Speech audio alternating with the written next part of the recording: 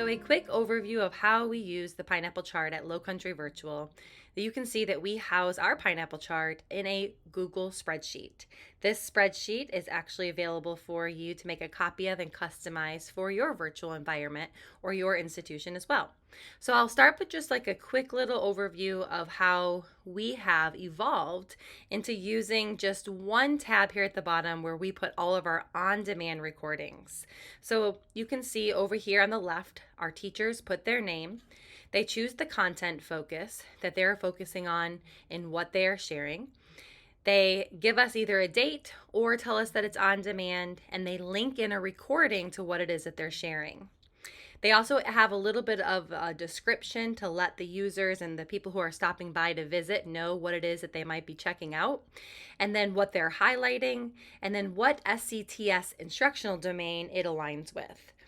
The reason for some of these choices and the reason why they are color coded is this also gives your program and your teachers some data as to which maybe tools or which areas teachers feel most confident in, and maybe some areas that might be useful for some future PD if we're not seeing a lot of people volunteer to share those type of items. So for example, you can see a lot of our teachers here felt really comfortable and were really excited to share about some technology tools. We have a couple of collaborative learning highlights here, and one teacher-led small group. So maybe in the future, really encouraging some people to focus on some teacher small group would be a great idea. Also, same idea here with the content focus. You can kind of see they're color coded so that if we have specific content areas that seem to be posting and sharing more, we can do some things on the back end to try to encourage some other areas to share. All of these are customizable, and you can change what these drop down to be, or you can just remove the whole column together as you're creating your Pineapple chart.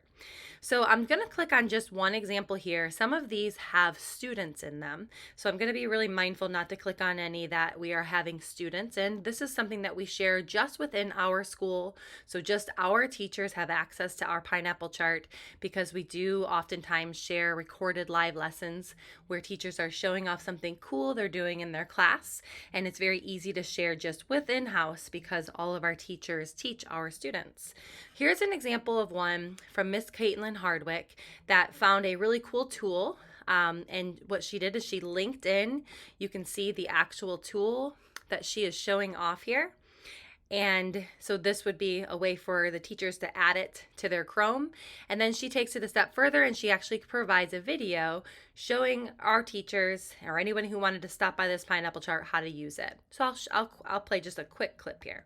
When I am teaching, I have a tendency to lose track of time, and most of the time I go over the time.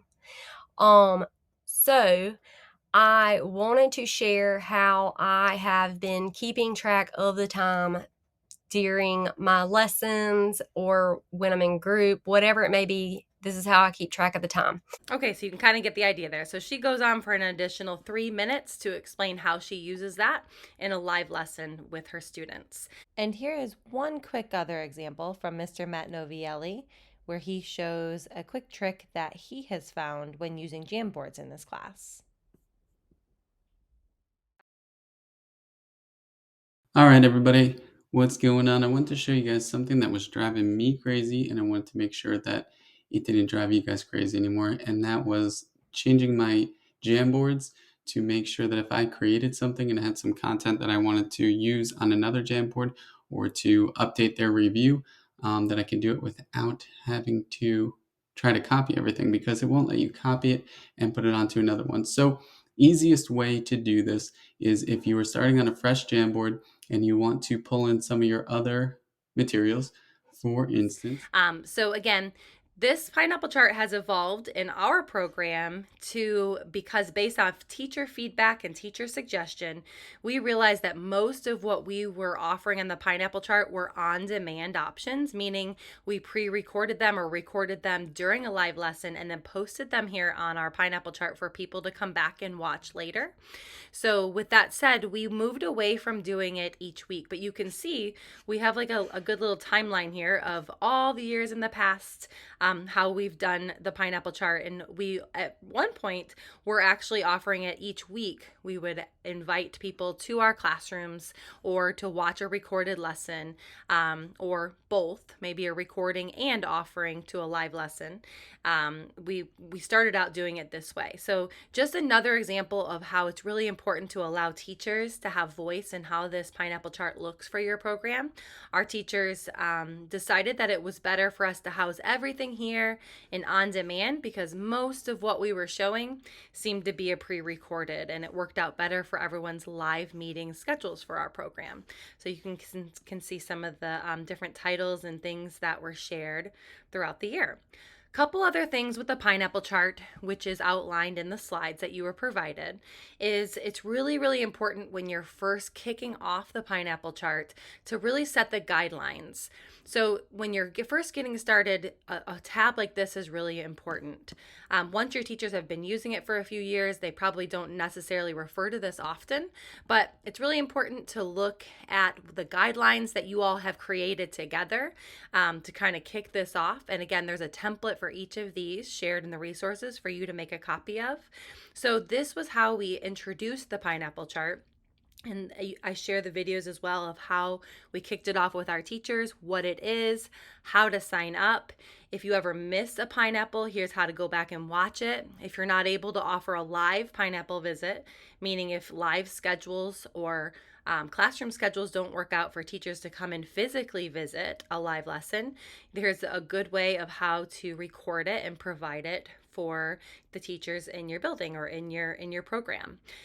Some type of incentive. So at first, sometimes a common question is, well, how many should we do a week? How many should I offer? How many should I visit? So this just kind of puts a framework. And again, this was decided by our teachers. This just puts a framework of what it could look like for you. So this definitely can be tweaked and customized. What I do encourage is for you to come up with some type of protocol just to give it some structure in the beginning, and definitely have teachers help you come up with this. Again, one of the most important parts of the pineapple chart is to make sure that we're offering feedback. So after somebody does post something on the pineapple chart and you go visit as a teacher or a peer or as administrator, remember these are never formal observations, but we keep our forms super, super simple. The biggest thing we're asking for is, what is one glow from your pineapple visit and what is one grow? So here is a look at what the actual form looks like. So after you do watch somebody's pineapple or you pop into a live lesson, you just take a 2 or 3 minutes at the end just to say who you are, what it is that you visited, one glow, and it has some suggestions, and one grow.